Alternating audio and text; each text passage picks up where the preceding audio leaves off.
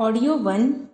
स्वतंत्रता संग्राम सेनानी पंडित श्रीराम शर्मा आचार्य। लेखक वेदमूर्ति तपोनिष्ठ पंडित श्रीराम शर्मा आचार्य। साबरमती के निर्देश अर्थात अध्यात्म प्रवेश। पूज्य आचार्य जी के स्वाधीनता संग्राम के इतिहास के बारे में सरकार के द्वारा प्रकाशित पुस्तक में 2 बार की जेल यात्रा का विवरण है, पर पूज्य गुरुदेव स्वयं बताया करते थे कि वे 3 बार जेल गए हैं। उनके एक अन्य साथी ने अपने पत्र में लिखकर बताया है कि मैं 5 अगस्त 1932 को छत्ता बम कांड में बंदी बनाकर आगरा जिला जेल भेजा गया।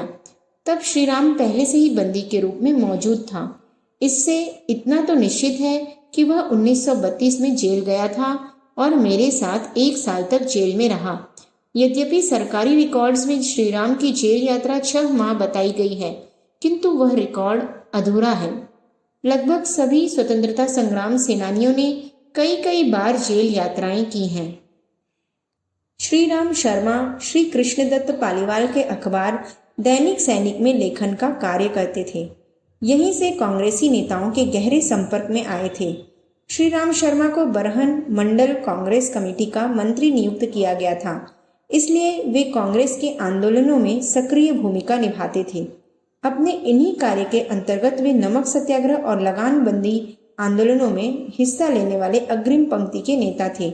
इन आंदोलनों के कारण ही उन्हें 1.5 वर्ष की सजा हुई थी, जिसमें मैं उनके साथ एक ही बैरक में 1 साल रहा।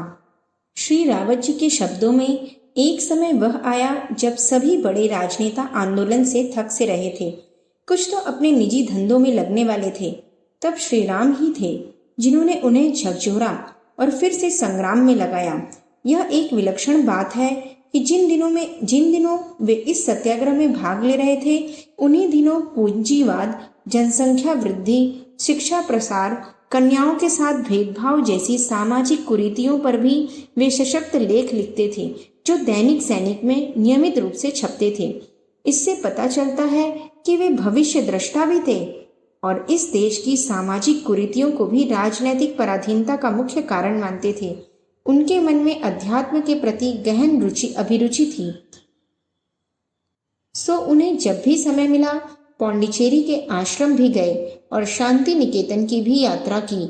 दुर्गम हिमालय की यात्राएं तो उनके जीवन का एक उदात्त पक्ष है, जिन्होंने उन्हें विश्व क्षितिज पर एक महान आध्यात्मिक पुरुष के रूप में प्रतिष्ठित किया। 1942 का आंदोलन चरम सीमा पर था। तब उन्होंने कई बार साबरमती की यात्रा की और गांधी जी के समीप रहकर प्रत्यक्ष सेवा धर्म की शिक्षा ली।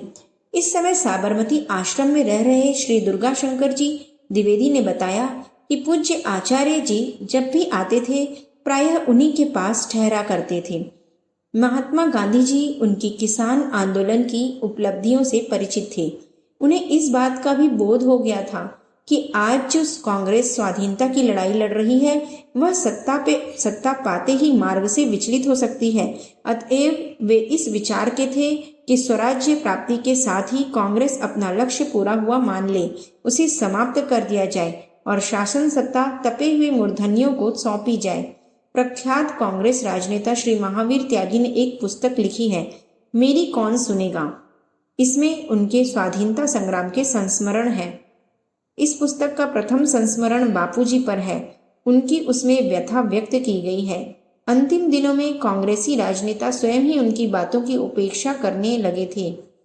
सरदार वल्लभ भाई पटेल का पार्लियामेंट में बहुमत होने पर भी महामना बापू ने जिन जवाहरलाल नेहरू को देश का प्रधानमंत्री बनाने का मार्ग प्रशस्त किया, ऐसे श्री नेहरू तक उनकी अवज्ञा करते थे।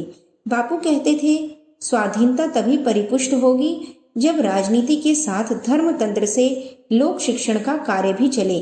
उन्होंने अध्यात्म की शक्ति से ही इतना बड़ा महाभारत लड़ा था। उसी शक्ति को सर्वोपरि मानते थे, उसी में सामाजिक हित सन्निहित देखते थे। उन्होंने इस कार्य के लिए पूज्य आचार्य जी को सर्वथा सुयोग्य पात्र के रूप में देखा। उन्हें इसी क्षेत्र में कार्य करने की प्रेरणा दी। वे उनकी आज्ञा मानकर आगरा से मथुरा चले आए।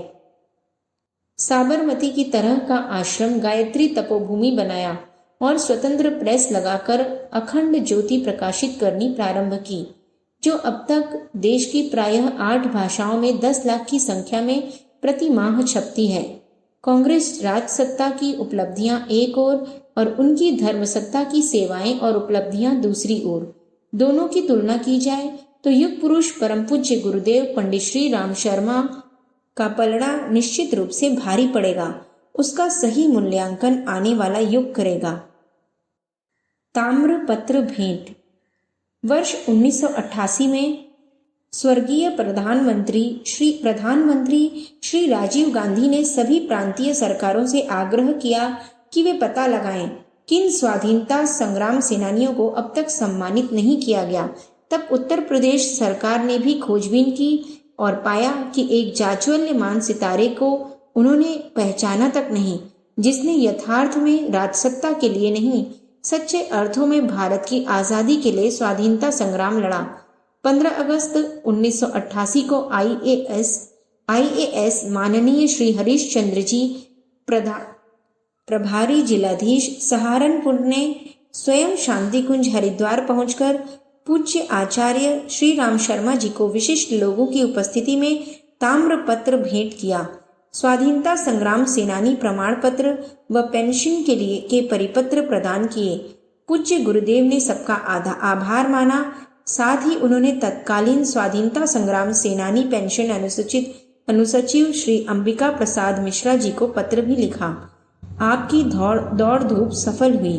स्वतंत्रता सेनानी पेंशन पत्र आया है। हम दोनों को रोटी, कपड़ा और मकान की सुविधा यहाँ प्राप्त है। फिर अनुदान लेकर क्या करेंगे? कहीं बाहर हम लोग आते जाते नहीं। ऐसी दशा में पास आदि की सुविधा भी अनावश्यक है। पेंशन राशि 401 रुपये है। इसे आप किसी सरकारी हरिजन सहायता कोष में समर्पित करा दें। यदि ऐसा कोई कानून ना हो तो मुख्यमंत्री राहत कोष में उसे दिला दें। शुभाकांक्षी श्री राम शर्मा आचार्य। स्वाधीनता संग्राम के इस महायोद्धा का महाप्रयाण 2 जून 1920 को शांति कुंज हरिद्वार में हुआ। प्रखर प्रज्ञा के रूप में उनकी समाधि बनाई गई है, जो लाखों लोगों को राष्ट्र के पुनर्निर्माण की प्रेरणा देती रहती है। उनकी प्रथम पुण्यतिथि पर 27 जून 1991 को भारत सरकार ने उनके सम्मान में 1 रुपए का रंगीन डाक टिकट प्रसारित किया, जिसका विमोचन महामहिम डॉक्टर शंकर दयाल शर्मा ने ताल कटोरा स्टेडियम नई दिल्ली में किया। पहले ही दिन टिकटों की उतनी बिक्री हुई जितनी महामना गांधी जी के सम्मान में निकाली गई टिकटों की भी नहीं हुई। यह शब्द डाक विभाग के एक उच्च अधिकारी के हैं। उस दिन तत्कालीन भारत के सर्वोच्च न्यायाधीश माननीय श्री रंगनाथ मिश्र तथा तत्कालीन उपराष्ट्रपति डॉक्टर शंकर दयाल शर्मा ने जो उद्गार व्यक्त किए, वह उनके स्वाधीनता संग्राम में योगदान का हृदय स्पर्शी वर्णन है, जिसका उल्लेख उन्होंने अपनी पुस्तक देशमणि में किया है। इस कार्यक्रम का वीडियो कैसेट शांति कुंज में धरोहर के रूप में उपलब्ध है। वह इस तपहपूत सेनानी की सेवाओं की उत्कृष्ट मिसाल है। स्वाधीनता संग्राम में उनके योगदान की जितनी जानकारी है, कर्तृत्व उससे भी कई गुना अधिक है। अनेक लोगों के पास उनके अनेक अनूठे संस्मरण हैं। उन पर पीएचडी कर रहे धुलिया के एक शोध छात्र श्री चंद्रमोहन भावसार ने इस दिशा में बहुत परिश्रम किया है और अनेक अविज्ञात तथ्यों का पता लगाया है। यदि सरकार इस संबंध में प्रयास करे तो उनके कर्तृत्व और उपलब्धियों का एक बड़ा भाग प्रकाश में आ सकता है। फिलहाल आगरा प्रशासन के माध्यम से उत्तर प्रदेश सरकार ने अपने इस तपहपूत का कीर्ति स्तंभ उनकी जन्मस्थली आवलखेड़ा में बनाना चाहती है। वह करेगी या नहीं यह ज्ञात नहीं, पर युग निर्माण गायत्री परिवार इसे स्थापित करने के लिए कृत संकल्प है। उसके विमोचन की तिथियां 4, 5, 6, 7 नवंबर 1995 घोषित कर दी गई है और सरकार ने वहां तक सड़क बना दी है। यही क्या कम है, पर यदि सचमुच कुछ करती है तो यह उन करोड़ों हुतात्माओं का सम्मान होगा जिन्होंने अगणित कष्ट सहे, जेल गए, शहीद हुए, पर राष्ट्र की गौरव गरिमा को सारे विश्व में प्रतिष्ठित कर दिया।